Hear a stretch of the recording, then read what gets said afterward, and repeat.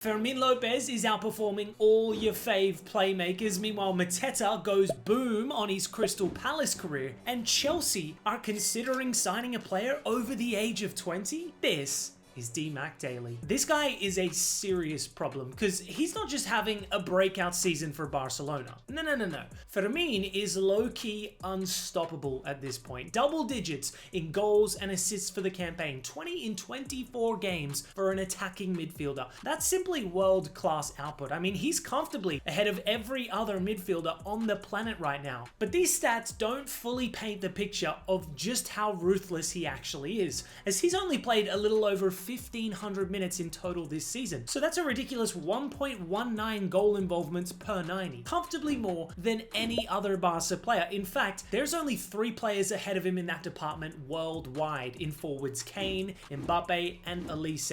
So yeah, Fermin is a different kind of machine right now. Yet what makes his rise all the more compelling is the context behind it. Because 12 months ago, Fermin was a useful squad player. A hard-working, high-intensity option who could cover multiple roles across the pitch and was particularly handy coming off the bench in the latter stages of a match. It's for that very reason that Chelsea then pushed hard for the Spaniard last summer as a potential backup option to star attacking midfielder Cole Palmer. Hansi Flick was unsure about his future at the time, but Fermin rejected the approach, and needless to say, Barca have benefited tremendously. So what makes Fermin so good? I mean, respectfully, he isn't the most technically gracious La Masia graduate. Think of your Xavis, your Iniestas, your Busquets, or even the club's modern-day maestros of Pedri and De Jong. It's that technical wizardry that makes them so dominant, so suited to Barca's DNA. Fermin, on the other hand, well, his greatest weapon is in his movement. Those late runs into the box with an instinctive sense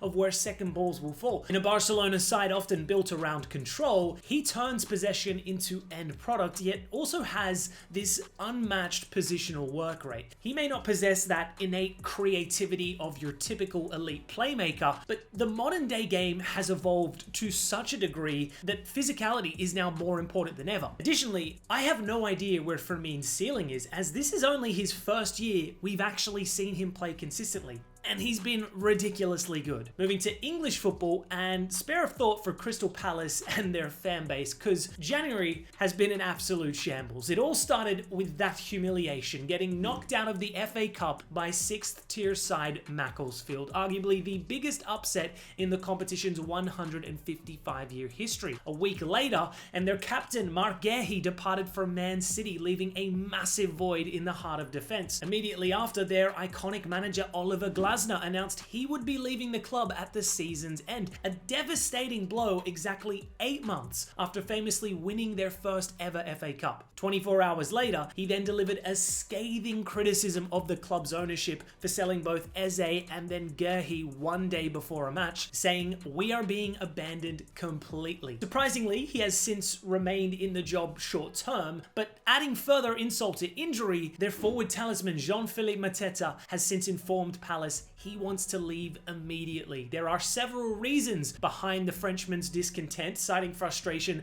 that the club no longer matches his ambition and has failed to honor promises over recruitment and a new contract. According to The Times, Juventus recently made a bid offering a £1.7 million loan fee and a 24 mil obligation if they qualify for Europe. But Palace rejected it, valuing Mateta at £35 million.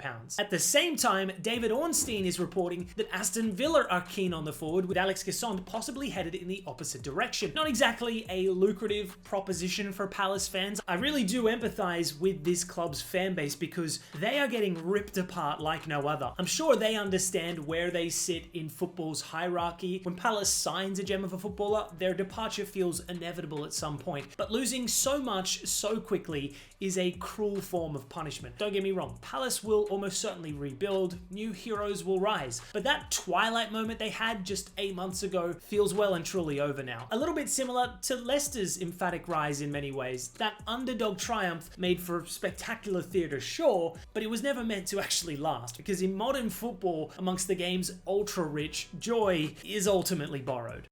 Speaking of the ultra-rich, Chelsea soccer franchise are back at it with another interesting transfer pursuit. A couple days ago, news broke that Chelsea were in talks with Stade Rennais over a deal for 20-year-old central defender Jeremy Jacquet. Now, this pursuit was met largely with frustration from the Chelsea fan base, the consensus being that the club's hierarchy were just once again going after the latest wonder kid for an exorbitant fee, as opposed to bringing in a more experienced and Prem-proven player, someone that would immediately enhance the squad. So I guess technically they've taken that criticism on board, because it's now being reported that Chelsea are weighing up a loan move for Douglas Luiz. Immediately, the first thing that jumps out here is the age. Luiz is 27, so not the typical Blueco age profile, but there is a bit of a question mark as to why, considering this is a player who underdelivered at a big European club like Juventus and is now struggling for game time at a relegation battling Nottingham Forest side. At surface level, it doesn't scream a brilliant addition, but nuance is required when assessing Luiz overall. Firstly, the midfielder has struggled with injuries, 6 separate issues in the last 15 months, which is perhaps why he hasn't featured all that much for Forest. There's also a conditional 30 mil fee that could be triggered by Forest if he plays a certain amount of games. That factor definitely weighs up. From Chelsea's perspective, a loan makes sense on paper. Rosenior wants an additional 6-6 profile in midfield. Granted, the Blues do already possess Casemiro, Fernandes, Santos, Lavia, and Asugo. That's a lot of bodies, but the latter two have consistently struggled to stay healthy. Reece James has proven to be a tremendous option in midfield too. Gusto has also deputized there previously, but ultimately they want to bring in another player. Now, for my personal thoughts, I'm not massively against this loan. I get the optics don't look good. This is a guy who was poor at a bang average Juve, then at a struggling Forest, but he was previously a top player at Villa and Brazil. Lavia and Asugo are a myth at this point, so I can understand the logic of bringing him in. Would this transform Chelsea in any capacity? Most likely not, but for a 4th or maybe 5th choice option, I don't think it's the worst move. But that's just my take overall. Let me know yours below. Speaking of Brazilian midfielders, and Casemiro is set to depart Manchester United at this season's end. The former Real Madrid star joined the club back in 2022 in a deal worth at least £60 million